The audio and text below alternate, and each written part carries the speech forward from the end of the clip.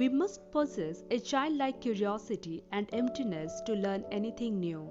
Hello everyone, this is Jasmine Das and welcome to your learning platform Unpad. Watch the video till the end, keep pen and paper if you need, and if you found this video helpful, don't forget to like and subscribe. And yes, share as much as you can. So let's get started. We all know what a desert is. Desert means an abandoned place. It is a barren area of landscape where little precipitation or rainfall occurs. About 1/3 of the land surface of the world is arid or semi-arid. Deserts can be classified by the amount of precipitation, by the degree of temperature, and also by the cause of desertification.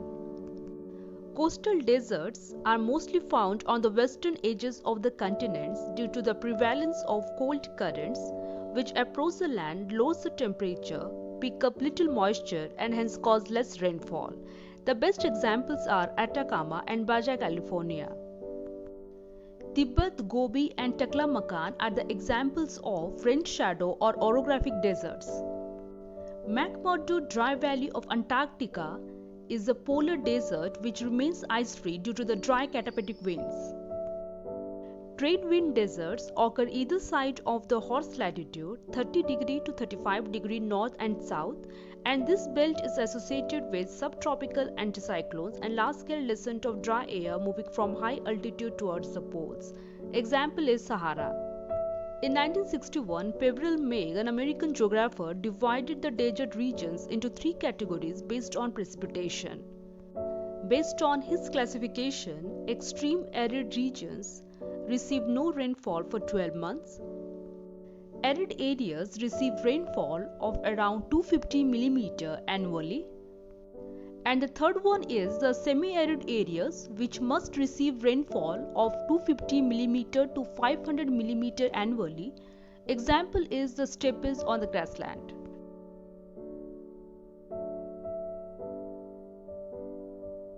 Mars is the only other planet in the solar system besides Earth on which deserts have. And sand dunes are also seen on the surface of Titan, the moon of Saturn. Deserts are divided into polar deserts and non-polar deserts. Polar deserts are located in both the poles, that is North Pole and South Pole, whereas non-polar deserts, which are also known as true deserts, includes all the deserts located on the Earth's surface except those which are present in the pole areas. And the non-polar deserts are further divided into hot desert and cold desert based on the prevailing temperatures.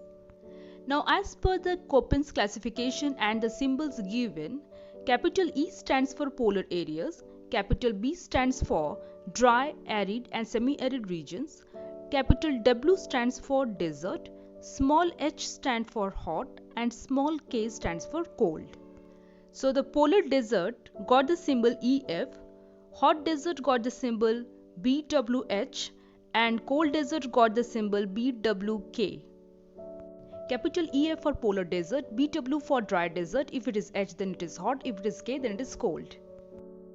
Now let's check out the ranking based on the areas. The largest one is Antarctica, which is a cold desert, followed by Arctic, Sahara, Australian desert, Arabian, Gobi, Kalahari and Patagonian. Antarctic, Arctic, Gobi and Patagonian are the cold deserts, whereas Sahara, Australian, Kalahari and Arabian deserts are hot deserts.